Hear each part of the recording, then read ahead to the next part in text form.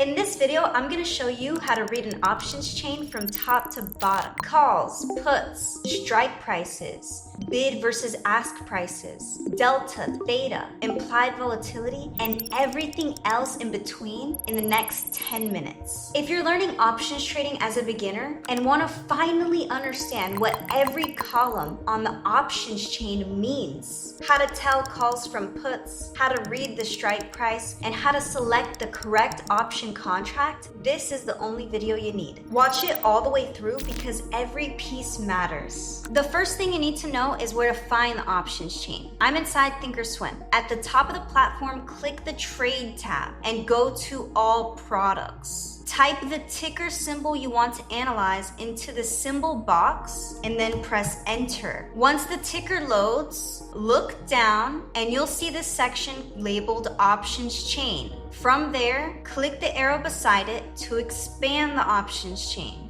This is your options chain. This is your home base. If your screen layout doesn't look exactly like mine, don't panic. You may have a different broker, you may have a different layout selected, or your columns may be arranged differently, and we're gonna go over customizing that later in this video. I'm using SPY for this example because it's liquid and it's easy to follow, but everything I'm showing you in this video works for stock options, no matter which stock ticker you decide to analyze. As you can see, every options chain is separated into different expiration dates. So let me help you decode the expiration header from left to right because there is a lot of useful information packed in this one line. First, you'll see the expiration date. That is the date on which this option contract expires. In parentheses beside it, you'll see the number of days until expiration. This is commonly called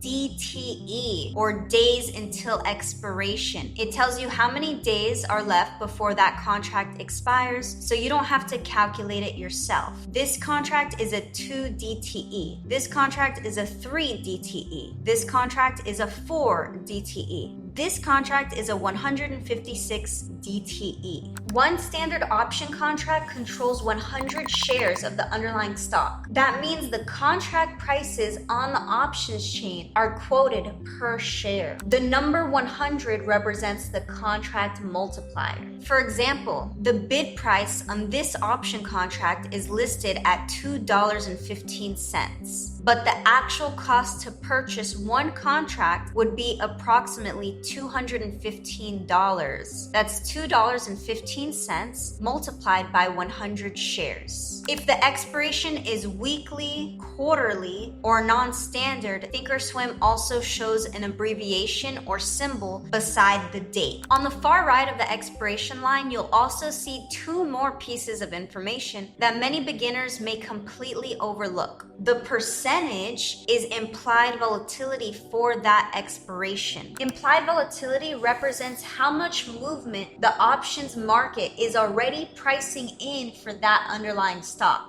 Higher implied volatility generally means that the market is expecting more movement, and therefore the option contracts with higher implied volatility may be more expensive.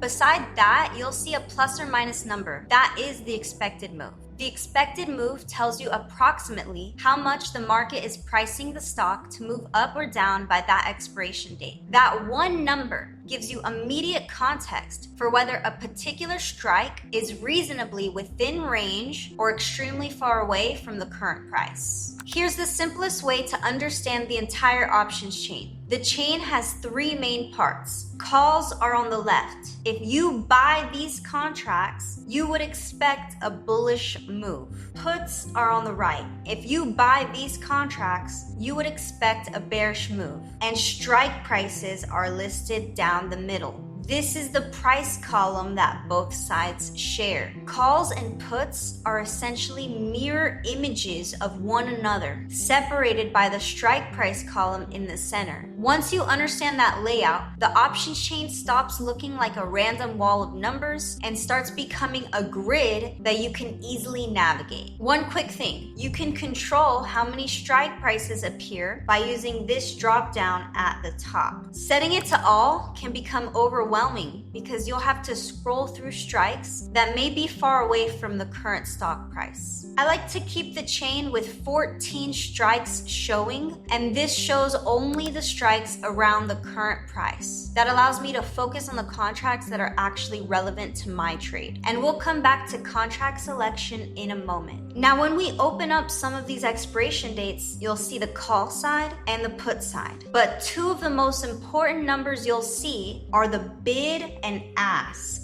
The bid is the highest price a buyer is currently willing to pay for that contract. The ask is the lowest price a seller is currently willing to accept for that contract. To put it more simply, the ask is approximately what you would pay to buy the contract, while the bid is approximately what you would receive if you sold it immediately with market orders. The difference between the bid and the ask is called the bid-ask spread. A tighter spread is generally better because it means the contract has stronger liquidity and you're less likely to lose a significant amount of money simply just from entering and exiting the position. I also want you to notice that the contracts closest to the stock's current price are considered at the money. The at the money contracts will be right in the middle of this barrier. So something I want you to see is in the money contracts are shaded purple on Thinkorswim. Out the money contracts are shaded black on Thinkorswim. So in the money contracts for calls would be strike prices below the current price. These are in the money. Now let's talk about the columns on the options chain that actually matter and to make your options chain much more useful. Thinkorswim on default and other platforms may show columns such as the last traded price and the net change by default, but you can customize these columns just like you would customize a watch list. Click the layout dropdown at the top of the options chain and then click customize column sets. From there, you can search for the data you want, add it to your current set, and arrange the columns in an order that makes the most sense for you. The 4 columns I personally find the most useful for evaluating a contract are volume, open interest,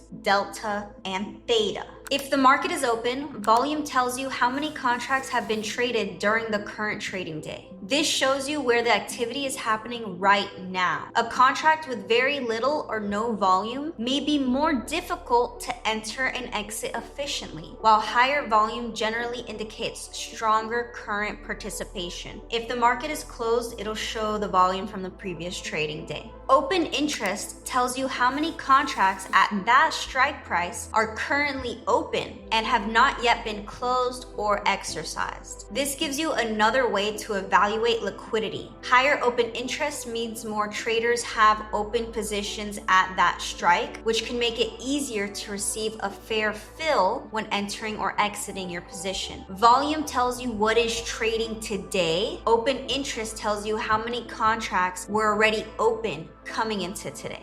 Delta tells you approximately how much the options price may change when the underlying stock moves by $1, assuming the other pricing factors remain relatively stable. An at-the-money contract will typically have a delta around 50 cents. That means if the stock moves $1 in your direction, the contract could increase by approximately 50 cents per share, or around $50 for one standard contract. As you move deeper in the money, delta moves closer to $1. As you move farther out of the money, delta moves closer to 0. For puts, Thinkorswim displays the delta as a negative number because put options move in the opposite direction of the underlying stock. For example, a put with a negative 40-cent delta may gain approximately 40 cents on the options value if the stock decreases by $1, assuming everything else remains stable. Delta is not a guarantee because option prices are affected by several factors, but it gives you a useful estimate of how responsive the contract may be to the stock's movement. Next is theta.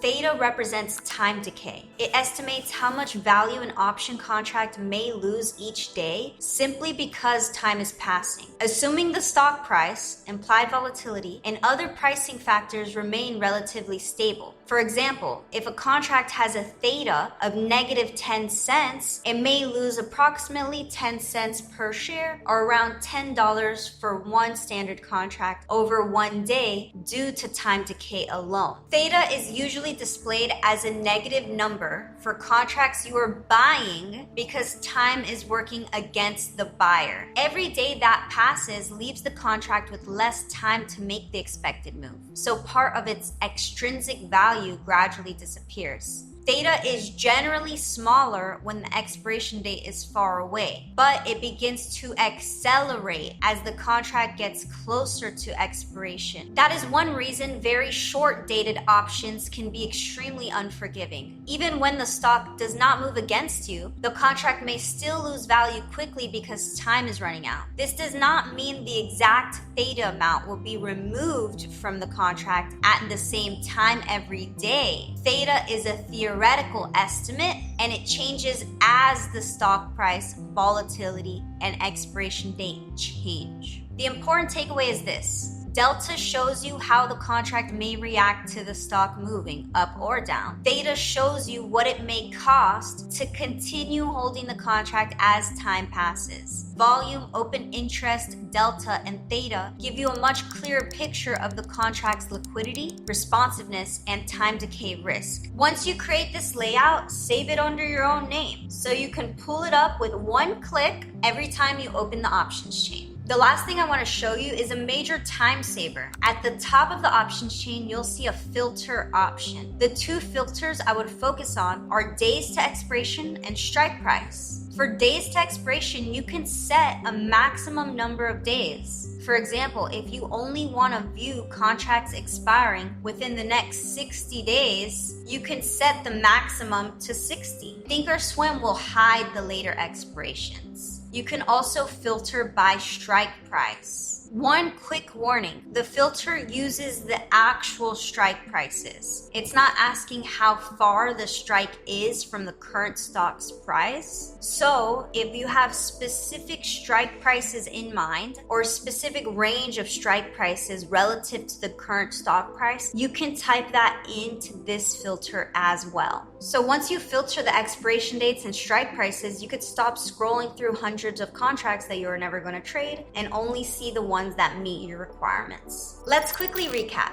Calls are on the left, puts are on the right. Strike prices are listed down the middle. Read the expiration date line so you understand the expiration date, the days remaining, the 100 share multiplier, implied volatility, and the expected move.